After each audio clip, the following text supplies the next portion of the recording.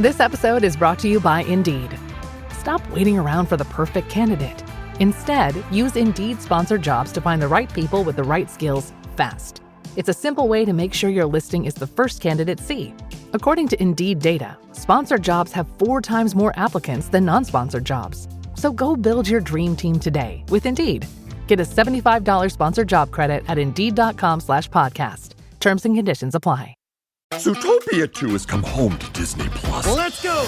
Get ready for a new case. We're the greatest partners of all time! New friends. Gary the Snake. And your last name? The Snake. Dream Team. Get new habitats. Zootopia has a secret reptile population. You can watch the record-breaking phenomenon at home.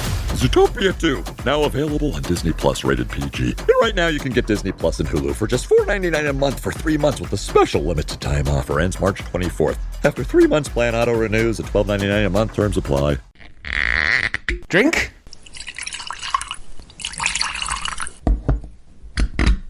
Now, shall we begin?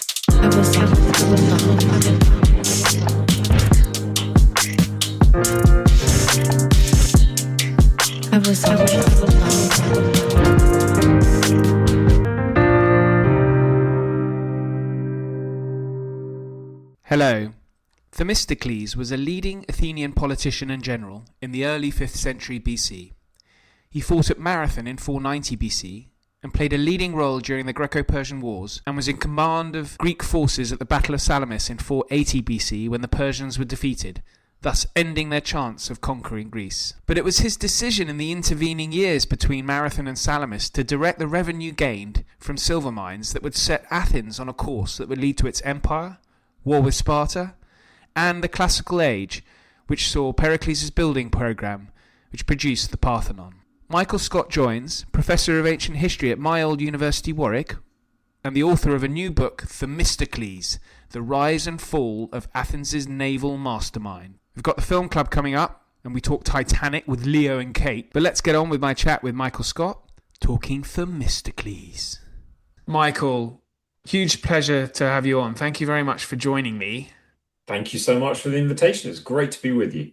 And this is Themistocles we're going to be discussing today, who I think he's an absolutely fantastic subject for you to write about. And this is part of a series for Yale University Press. But I was so interested the moment I saw that you'd written about Themistocles, because I guess for listeners who may be not hugely familiar with 5th century Athens, he's actually a figure who is hugely important and probably doesn't get the credit that he deserves. But I don't know what you think about that. I think you're absolutely right that he is hugely important and he gets mentioned a lot. You know, I've lost count the number of lectures I've given kind of over the years talking about 5th century Greek history, and he gets mentioned a lot because he's associated with some really critical moments.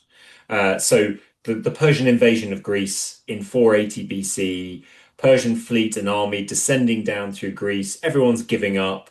And then comes the moment of the Battle of Salamis, a sea battle in which a much, much smaller Greek and mainly Athenian navy manages to turn the tide of the enormous Persian war machine, because they managed to entrap the Persian navy in a narrow straits, the Straits of Salamis, where numbers counted for nothing, and actually it was about skill and maneuverability and all sorts of things. And that moment gets attributed to the cunning of Themistocles. And so when we look back and when we tell the story of 5th century kind of BC Greek history, the key turning points, that really changed the course of history, his name is mentioned. And yet, actually, when you come to look for really in-depth kind of analysis, not just of those moments, but of his life as a whole and what his life was like and who he was as a person and the sorts of experiences he had, it's quite hard to find. Plutarch, who much later liked to write a whole series of biographies, and it's kind of from Plutarch's lives that really the inspiration for the Yale University Press Ancient Lives series has come about. Plutarch did pick up on Themistocles, but he's writing, I mean, no one would call it an unbiased biography, right? Plutarch only writes accounts of lives he thinks that are worthy. And so he only focuses in on and tells the worthy bits of the story. And so if you read kind of the Plutarch's Themistocles, you get a sort of very varnished version of the person. And what I wanted to do was to write a story very much kind of from the perspective of Themistocles growing up in an Athens that was actually changing dramatically around him. And the bedrock of what we have come to know of Athens as the great democracy, as the great empire, and all of that was only really just being formed at the time that Themistocles was growing up. And his role within that, but also kind of looking at the moments when we don't associate him with the great successes. In fact, where he falls. I mean, he has more up and down kind of rises and falls during his career than your average roller coaster. And I think that's a really important part of a story to tell, and a part of a real lived life to tell. So for all of these sorts of reasons, I thought kind of Themistocles was the person to go for when James Rom, the editor of the Ancient Lives series at Yale University Press, approached me and said, "Who would you want to write about?" And this was the person. This was the person that kind of I really wanted to focus in on and tell his story, warts and all. What were the others that you were sort of contemplating, perhaps? Oh, well, I mean, there's quite a few characters, isn't there, from Yeah. the ancient world that you do want to get in on and spend some time with. But it was trying to find that balance between somebody, as you say, that people may have heard of, and kind of, whether you've got a lot of knowledge of ancient history and ancient Greek history or very little, Themistocles is one of those names that I think you will have come across, right? Kind of alongside Pericles, kind of, it's in that kind of ilk and that kind of level. But at the same time, where there's still a real unknown, ambiguous, shady, darker side in all sorts of ways in terms side of the character to get to know. And it was also very appropriate, sort of, because when I started writing this book, my wife and I welcomed our son into the world. And so while I've been writing this book, he's been growing up in his first years. And it struck me ever more as I was writing it, particularly that storyline of, actually we tend to look back and create a vision of someone's career, particularly when they've been successful, which makes it sound like they were inevitably going to be a success. Kind of each decision was assured, each next move was naturally going to lead on to the next great thing that they did. And I find that a very unnerving and unsettling and unhelpful way of actually kind of looking at others around, because it's not how I feel about life. I don't think anyone else does either. And actually trying to tell a story of Themistocles from the perspective of the life as he lived it, in which actually every decision was uncertain, and some he got catastrophically wrong, as well as getting decisions catastrophically, brilliantly right. So trying to offer a picture of a life as lives are really lived, as part of a kind of learning, for future learning for my son, to whom the book is dedicated, that hopefully one day it will be a useful reminder that everyone else is having just about as much trouble as I'm sure he will have in trying to find his way through in life. Yes, it's very sweet you mentioning your boy in the in the book. Well done there. But I was interested in what you say just there, because Themistocles, and it has been a while, and you're going to probably pick me up. I'll get this wrong, but to me, is he perhaps unusual in prominent Athenians in the 5th century, in that he isn't from a sort of he's not from a traditionally aristocratic elite family, is he? And so, like you say, it's not assured that he would rise to the top. Yeah, in no way at all. In fact, when he was born and the situation and the conditions he was born into, if you were a betting person, you wouldn't have bet on him amounting to much. And he's born 524 BC, and kind of, if you put that in context, Athens is under a tyranny, the rule of a tyrant, a guy called Pisistratus, and it's absolutely not a democracy of any kind whatsoever. It's been through a series of reform stages, but still very much kind of under the rulership of a good tyrant at this stage, Pisistratus. And Themistocles is born to a father called Neocles, whose name kind of breaks down to mean new fame, and that kind of gives us a sense of where he stands in terms of his elite aristocratic status. People talk about he's a good family, but not an elite family. He's actually pretty much working and living kind of on the edges of the Athenian Greek world, kind of in the military sphere. And his mother, Themistocles' mother, on the other hand, is a series of a subject of great consternation to the ancient biographers who paint her as at best a sort of very marginalized Athenian character.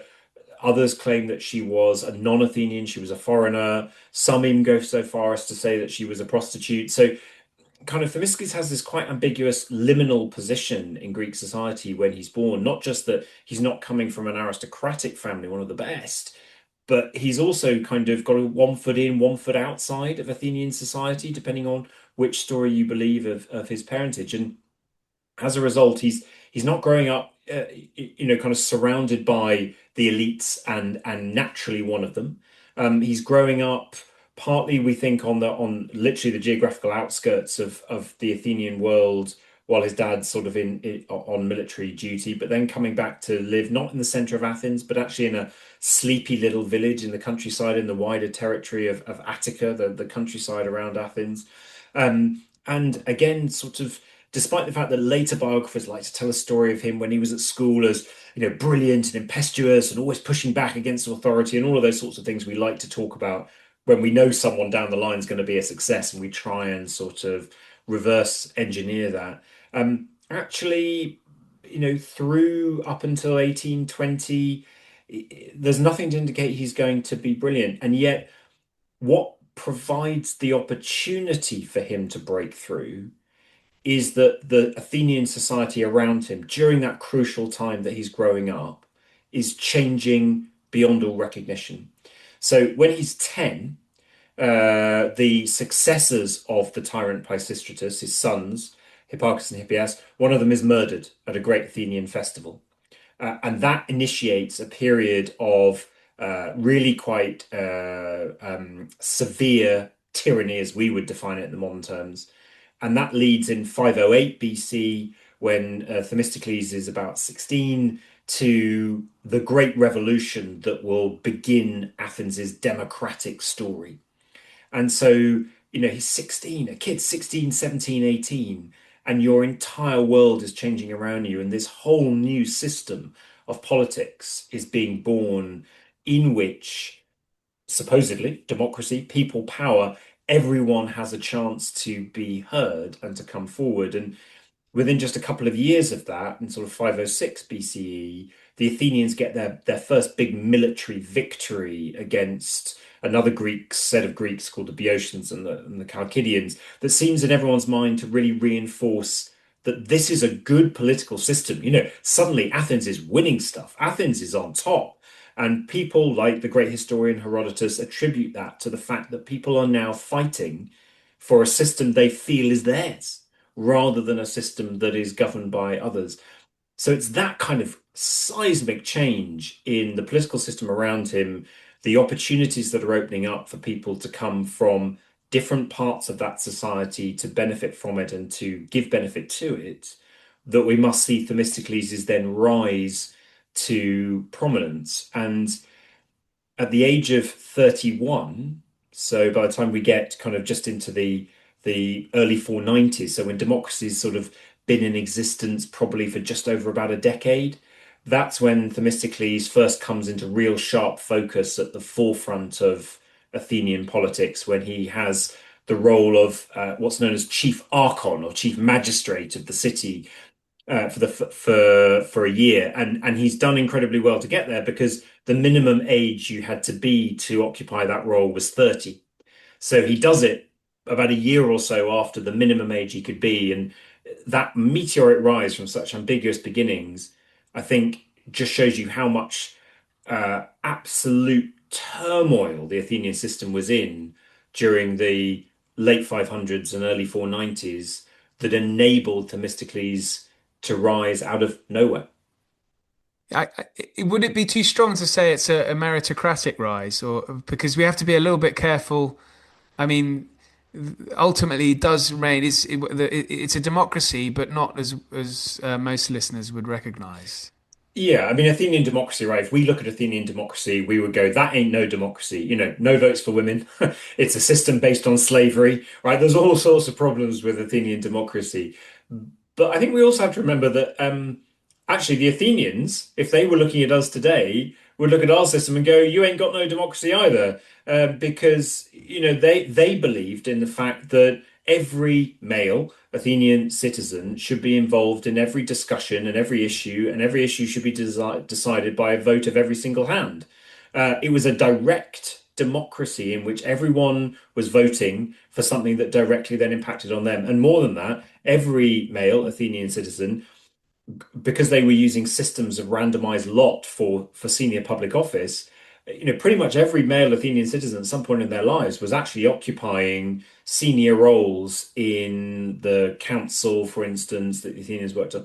So, whereas we have such an indirect democracy where we sort of, vote every, what is it, 5 years and then leave them to it. So I think, in that sense, it is a meritocratic rise in that clearly whatever Themistocles was doing during that period to take him from random liminal individual, from a sleepy backwater of Athens, to putting himself in a position where he was gaining enough respect for the work he was doing within this newly evolving system to be at that stage for those archon positions to be elected and chosen to take on that role shows you that this really was something that he had been pushing for. We'd love to know more of the details of what happened during that period of the early 490s and how he really sort of, I think, kind of clambered his way up, whether you call it a greasy pole, whether you call it the ladder, whatever you call it. We hear just snippets like, at one point he was the water commissioner. I mean, it doesn't sound glamorous or sexy, does it, in any way, shape, or form? But, these are the kind of roles that you had to perform perhaps to prove your worth and that you could do the job and be entrusted with such an important ceremonial position as the chief magistrate. Well, that sounds, yeah, the water commission does actually sound quite important in that part of the world. Water is not plentiful like it is in this country. So yes. And speaking of water, I mean, it's funny that because he is closely aligned with Athens's rise as a maritime power. I mean, it's his decision that makes Athens the naval power that it is, surely. Yes, I mean, this is one of those moments, right, that everyone looks back on and sort of focuses in on, and it clearly was a drum that Themistocles liked to beat, kind of throughout his career. In fact, that actually what Athens had to play on, both in terms of the natural geography that it controlled, as well as kind of where it should put its money and its effort, was very much more attached to the sea than the land. And if it was a very good tactical view, because if you looked at Greece at the time and the many different Greek city-states that there were that were all at war with one another, all hated one another, there was a clear already land-based supreme force, kind of, and that was the Spartans. And if it wasn't the Spartans, then it was another of the Athenian states. Whereas actually, from a sea perspective, the thing that was bugging Athens the most and was causing them the most trouble at that time that Themistocles was rising to power was actually a number of the smaller islands just off the coast of Athens, islands like Aegina, that kind of by nature, by default, were sea-based and were actually causing them a lot of difficulty in terms of raiding the coastline and invasions, etc. So both from a point of view of not trying to challenge where they could never compete on land, but equally trying to better defend themselves where they could potentially compete, turning to the sea and investing in the sea, both in their port facilities, because Athens had these great natural harbors that they weren't really making use of. Piraeus, the great port of Athens, still to this day, was under, in Themistocles' era, and perhaps with a bit of pushing from Themistocles, that the Athenians started to develop the Piraeus as their main port. This was the place to focus the money. And then it comes back again in the mid 480s BCE, because the Athenians have an amazing stroke of luck and they discover a whole new silver seam in the silver mines at a place called Laurium, kind of in Attica, not too far away from the sleepy backwater that that Themistocles grew up. And these mines have been exploited and explored for years, and actually they were running dry, and then suddenly, out of nowhere, they strike this new, amazing, bigger seam of silver than they'd ever known of before. And by this stage, of course, it's a democracy, and so they have a discussion and a debate about what to do with the silver. And there are two big courses of action prescribed, one of which is a suggestion they take all the silver, and what they should do is they should divide it up equally and give an equal portion to every citizen. It's very democratic. And then Themistocles weighs in, will go, no, you know what? Let's use this money to absolutely catapult ourselves into a prime position as a sea power by using it to build a fleet that would make us, the premier sea force in Athens. And that debate is a defining moment for Athens, because at the time, it's only directed against those nearby neighbours that are troubling them, the island of Aegina and others. But it will only be in 3 or 4 years after that suddenly that fleet is facing the Persian invasion of Greece. And so again, it's one of those wonderful kind of, did Themistocles really foresee that far out the Persian threat, but knew that the Athenians wouldn't see it at that stage, and so had to cover up his ideas in terms of nearer foes that needed to be defended against, like Aegina and others? Or was it just an absolutely brilliant coincidence that, having kind of made that ploy, having won that debate, and that money going into the building of the navy, it then turned out 4 or 5 years later to be the savior of Greece and the savior of Athens? It's one of those moments where Plutarch, going back to the guy who likes all the positive stuff about Themistocles, he was always up for, Themistocles saw it. He absolutely saw it. He had that vision. He saw into the future, and he knew exactly what was coming. I'm less certain. I think this might have been actually a moment of sheer blind luck, of which all great careers are also made. But it also, by creating this big navy, I mean, that lays the groundwork for the Athenian Empire. And of course, he wasn't to know that the Delian League would be established after Salamis and after the Persian Wars. But I mean, without that decision, there's no Athenian Empire, surely. No. Yeah. No, I mean, it is, and that's why the later biographers, writing at the end of the 5th century, the great historian Thucydides, who, looking back, he looks back at the career of Themistocles, and he calls him the most illustrious Greek of his time. And that's because, with that hindsight, at the end of the 5th century, you could see that story. You could see, we built a navy, we then defeated the Persian invasion. That propelled us into the forefront of Greek sort of, if you like, foreign policy, which helped create the empire, which led to our glory days. And sadly now we're losing them again by the end of the 5th century. At the time, though, invested in the navy helps kind of repel the nearby foes, absolutely. And then suddenly the Persian invasion comes along, and miraculously, brilliantly, that fleet is, the key element in defending the Greeks more widely against the Persian invasion. And of course, more stories are told about Themistocles being absolutely instrumental in actually orchestrating the battle at Salamis in those narrow straits, whereby they could defeat the Persians. But fundamentally and crucially, right after the Battle of Salamis, Themistocles is pretty much dropped by the Athenian people from any kind of formal public role or celebration. So he may be feted for having kind of helped bring about those choices and those victories. But in Athenian political terms, by 479, a year later, no one's talking about him. I mean, but even poor old Plutarch, who again is trying to write that really positive story, he's got nothing to say. I mean, he just skips over the whole period because suddenly Themistocles, it's that first major rise and then absolute, complete fall. The Athenian people just go, thanks very much, and drop him.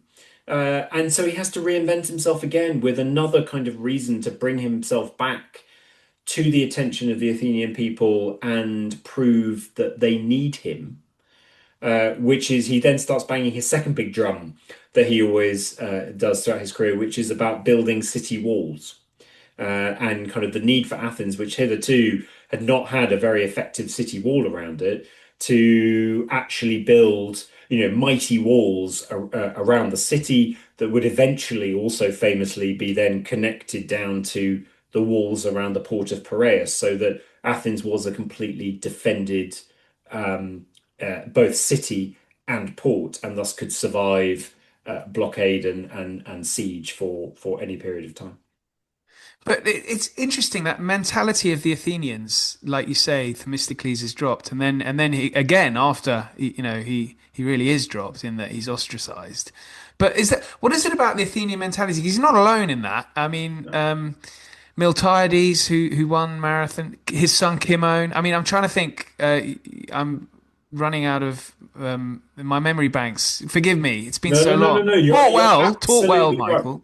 You're absolutely right. I don't think, we do fate, we sort of fetter Athenian democracy and Yes. sort of slightly, give it this haze. Actually, I think it would have been a horrific place to be, because it's a pressure cooker in which the Athenian people, that direct democracy, that people power, they're bringing people forward as long as they're useful to them, and then the people have absolutely no hesitation in casting people aside the moment they are unuseful or the moment that they're seen to get too big for their boots. And I think that the kind of clearest example of this is that in the 480s, so prior to Salamis, but as the Athenian democracy is really starting to get a grip, and Themistocles is riding that wave and doing brilliantly, we see the introduction in Athens for the first time ever of the system of ostracism, which is whereby they basically all club together. The Italian male Athenian citizen population clubs together votes on chucking one person out of the city, and they're ostracized. That's where we get the word from the ostraca, the little pieces of pottery that they wrote the names on of the people they thought should be ostracized. They're ostracized for 10 years. And we have, of all the occasions of ostracism that we know about in the 5th century, half of them happened in the 480s. So suddenly the Athenian people realize their power, I think, and go berserk with it. They're kind of, yep, thank you, and on you go, off your trot. And Themistocles is named, we have surviving ostraca from all of those ostracisms. And you're right, Miltiades, Cimon, they're all there. Themistocles is also there, getting just not enough votes to be at the top of the bill, but he's on the bill, so he's clearly part and parcel of that, of people both liking him and not liking him. And then, as you say, so we've had that rise and fall directly after Salamis. Then he rises again, sort of capturing people's attention, helping them to sort of develop their city walls. And then again, by the end of the 470s, 471, we think, he's top of the ostracism bill, and he's out. So he's ostracized, partly because people think he's just got too big for his boots, and he's now overreaching in claiming his role in Athenian success, which is the story, of course, we tell today. It's all down to the individual, whereas the Athenians were, after all, a people power, and they wanted everything to be about their success. People working in the service of the collective body, and it all being about the celebration of the collective body, not the individual. And Themistocles clearly, although he'd seen plenty of examples of this, and should have probably known better, how to navigate that very narrow line between being individually important, powerful, and useful, and being too big for your boots. In the late 470s, so he set up a temple in his home area in the center of Athens, by which time he was obviously living. He set up a temple to Artemis, and then Artemis with a particular epithet, a particular kind of, aspect of Artemis that was being worshipped at this temple, which was Artemis of best counsel. Fine. But then he put a bust of himself, a portrait of himself, in the temple precinct. So this was a non-subtle way of saying, I'm the one who has actually guided Athens through to its brilliant, powerful position that it is now. And you can see the instinctive recoil of the Athenian people from that kind of expression of it's about me rather than about us. And he was out. 471, he was out. And then that combines with the following years, 471 into the early 460s, the people who really disliked him in Athens did a neat bit of political assassination work behind the scenes, working with the Spartans and a couple of others to effectively get him accused of treason. And he didn't return to Athens to face trial. He fled, and instead was tried in absentia and sentenced to death. So that's a pretty dramatic fall from power, kind of going from one of the most important people in the city to being tried for treason and sentenced to death and permanent exile. It's funny you mentioned a bust because I think there's an image of him in your book, the bust from Ostia, which it must be the Roman period. But he's built like a sort of prop forward, isn't he? He is. It's a rather disturbing image, I think. I find Yes. like kind of there's a very solid jaw, very kind of like kind of. And again, I think it comes from that perspective of people looking with hindsight at a career which is slightly whitewashed and made to look, remember only the successful bits. And it's that determined set, I know what to do, I know how to do this, I'm never going to be dissuaded from my path, and there's no way anyone can take me down sort of look about him. Which again, I think kind of this book in some ways is trying to sort of counterbalance that with actually, this is the real story here. Of ups and downs, and it doesn't end there. Kind of with his, you think you're down and out, right? When you've been sentenced to death for treason and you're on the run, and he does, something which I think we do have to absolutely admire. That many people would just go, right. I've played my hand, I've played my cards, and I've lost this round. That's it. I'm done for. And instead, he turns around. And he can't find anyone in the Greek world who is willing to give him shelter. And so he travels to Persia. And he makes his way all the way to the court of the Persian king. The same king, probably, or possibly his son. The sources are slightly sort of dubious on the point. The same king or son of king whom he has been instrumental in defeating in their conquest of Greece. And he turns up and he goes, I can be of use to you.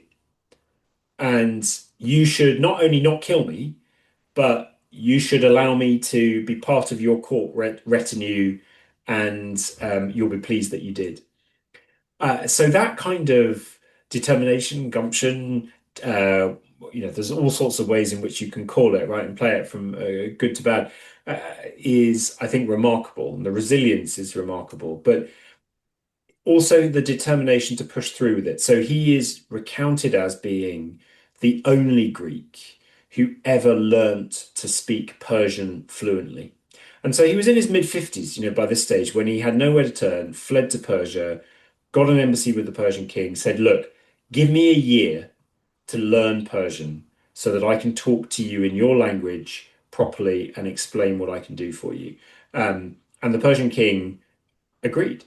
And so, Themistocles then learned Persian, became a trusted friend and ally of the Persian king, was given a living by the Persian king and rulership of a couple of small little cities in Asia Minor, settled down in an area called Magnesia, and, became one of the Persian king's most trusted advisors. So it's quite an incredible third career, almost, third rise from the ashes that Themistocles manages to pull off. Yes, he's an extraordinarily impressive figure, really. And I guess the third act in his career would not have been appreciated in any way by the Athenians or even the Greeks. So, I mean, do you think that is why maybe, I don't know, he's not given as much of a... I mean, from his achievements are just sort of huge. Do you think it's that third act that is why he's not really as appreciated as he perhaps should be? I mean, certainly at the time, you're Yeah, absolutely right. at the At the time. time, I mean, he's erased. So through that period of the 460s BCE, when he's in he's in Persia and he's in the service of the Persian king. He all his wealth is completely, taken by the state. Sons are banned, children's banned. Everyone has to leave. It's absolutely persona non grata. And then, as we get into the final act, what Themistocles is promising the Persian king is to sort of advise him on Greek affairs. And when the Persian king gets around to, because he's got quite a big empire to keep hold of and maintain, gets around to wanting to invade Greece again, which is always on the cards, right the wrongs of the previous failed invasions. Themistocles could be a useful ally to tell him how to do it. Who better, right, than the person supposedly responsible for defeating my last attempt, will be the person to advise me on this one. And that's when he finally runs out of road, right? Because the Persian king finally turns to him and goes, right, time is nigh, make good on your deal, tell me how to beat the Greeks. And he commits suicide instead. Most of the sources say, some that he died from an illness very conveniently at that moment, but most that he, at that point, rather than go through with that ultimate betrayal of the Greeks, chooses the as was considered then, the honorable way out of suicide. And the Persian king is said to have respected that, and gone, what, okay, fine, and continues on his way. So when he dies, there's this quite sort of odd scenario in which he's absolutely well respected, ironically, in Persia, and he's given a magnificent tomb in Persia. In Greece, at the time of death, still persona non grata, still kind of, no official tomb, we don't think, no kind of fetting whatsoever.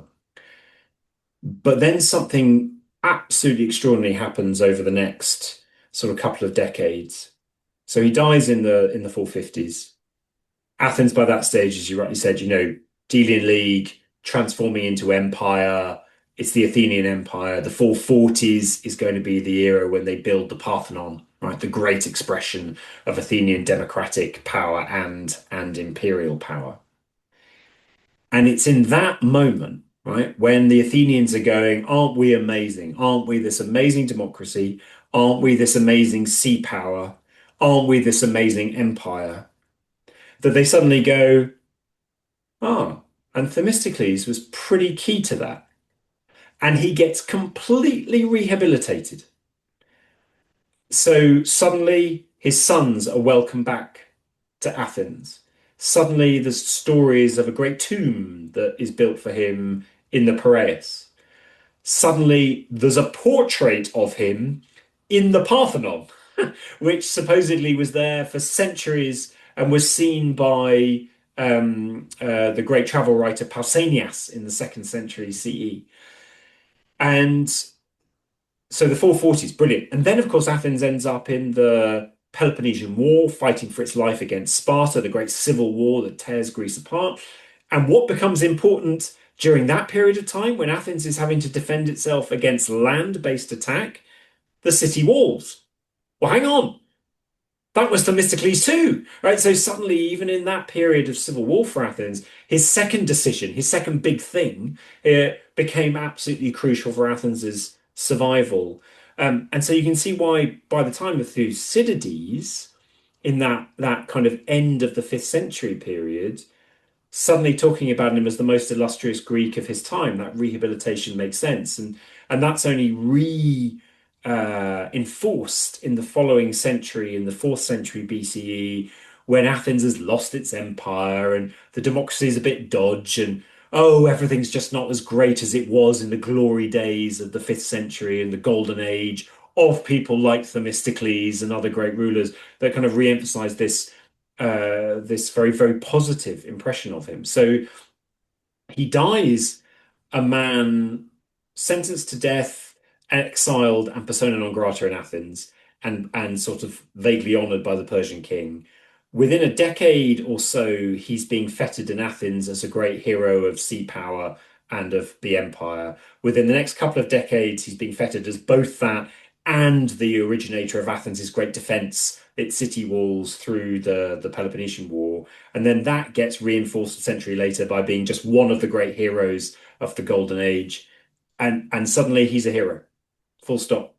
End of story. And the rest is everything else, all those rises and falls, all those mistakes, all those kind of moments that we've talked about get sort of whitewashed out of the picture.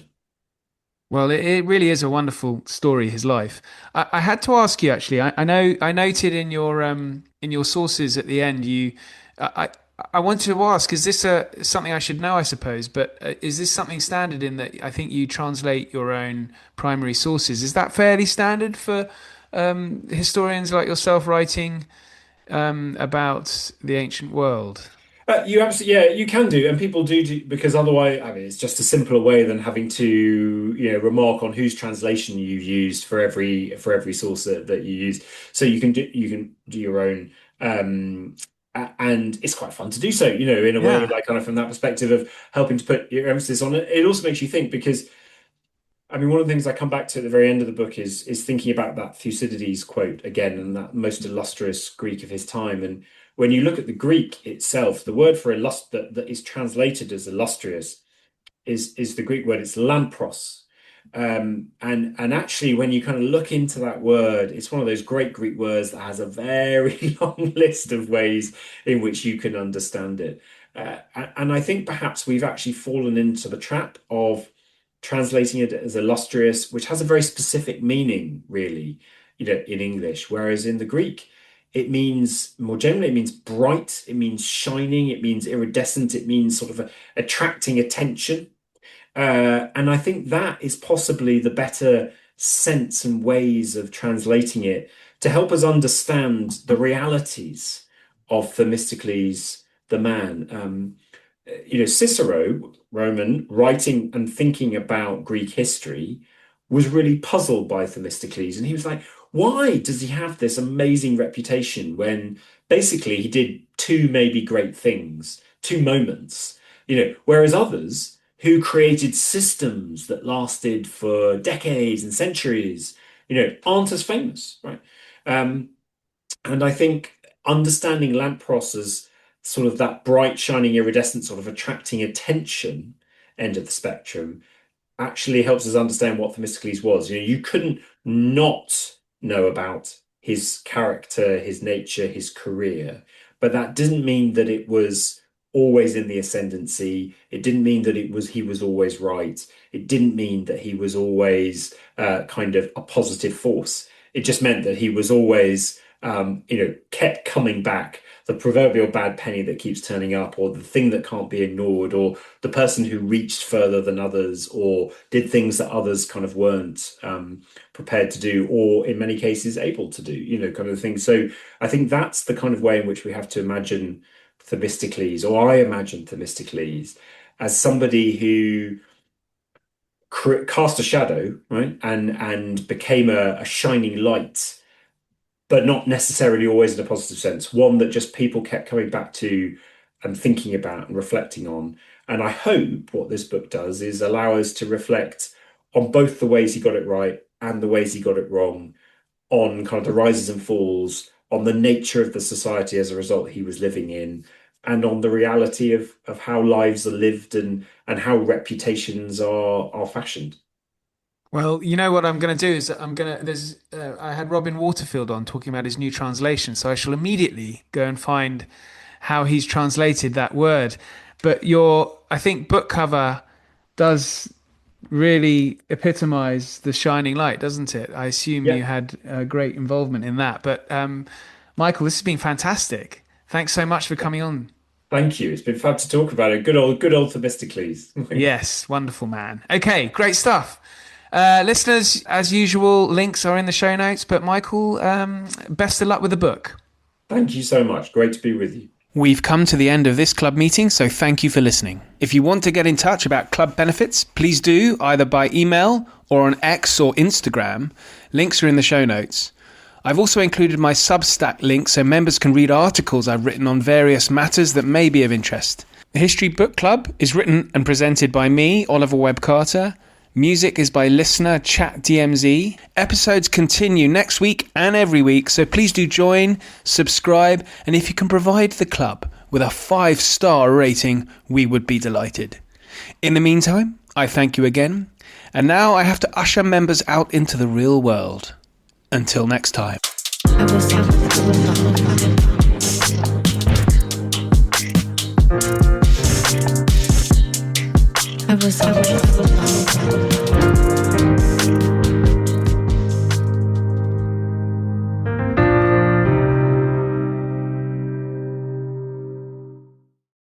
Ryan Reynolds here from Mint Mobile. I don't know if you knew this, but anyone can get the same premium wireless for $15 a month plan that I've been enjoying. It's not just for celebrities, so do like I did and have one of your assistants switch you to Mint Mobile today. I'm told it's super easy to do at mintmobile.com/switch. Upfront payment of $45 for 3-month plan, equivalent to $15 per month required. Intro rate first 3 months only, then full price plan options available. Taxes and fees extra. See full terms at mintmobile.com. Feeling under the weather? You can teledoc that. Actually, for almost everything health-related, checkups, check-ins, and everything in between, you can teledoc that. Visit teladochealth.com to get started. TELADOChealth.com.